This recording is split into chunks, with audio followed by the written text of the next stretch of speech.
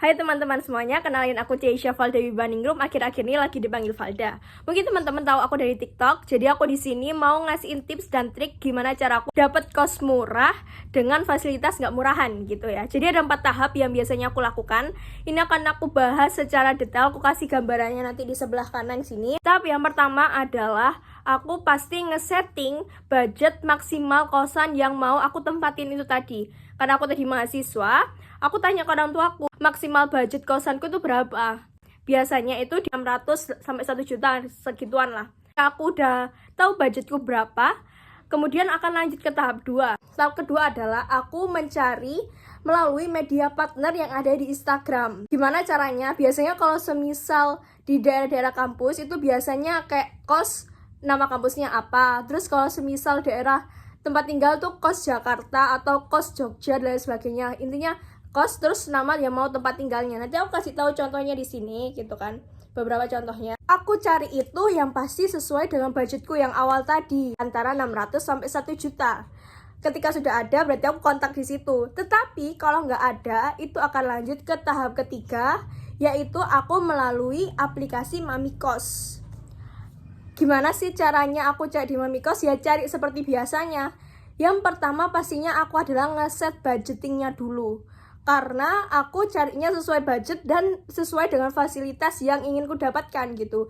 Jadi nanti itu di aplikasi Mamikos bisa disetting budgetnya, range-nya berapa. Jadi di situ memunculkan harga-harga sesuai budget kita, sehingga itu kayak mengurangi waktu kita untuk mencari gitu. Jadi kalau semisal di situ nggak ada, bisa move ke tahap selanjutnya. Biasanya kalau semisal di Mamikos juga nggak ada, aku akan lanjut ke tahap yang keempat, yaitu aku menggunakan Google Maps.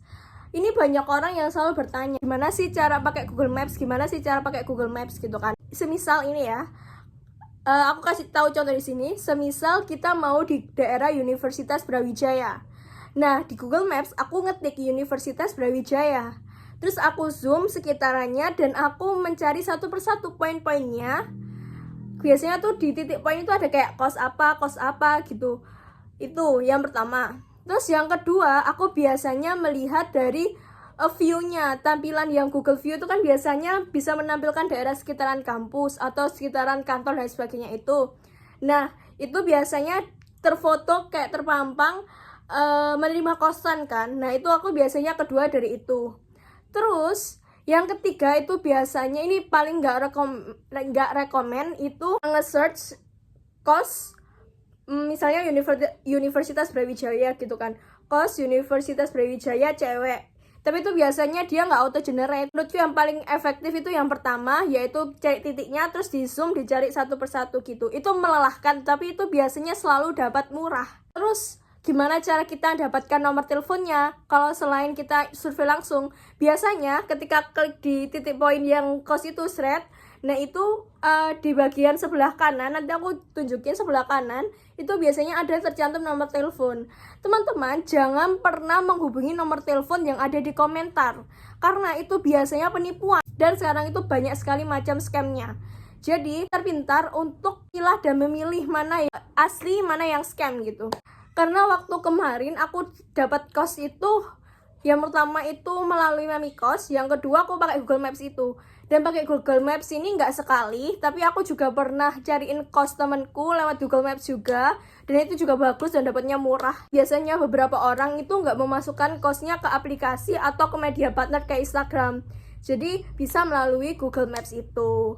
Dan menurutku tuh jauh lebih murah. Biasanya itu kayak harga 600-an itu masih bisa kalau misalnya di Google Maps. Tapi ya gitu, emang harus sabar-sabar karena kita cari satu persatu gitu.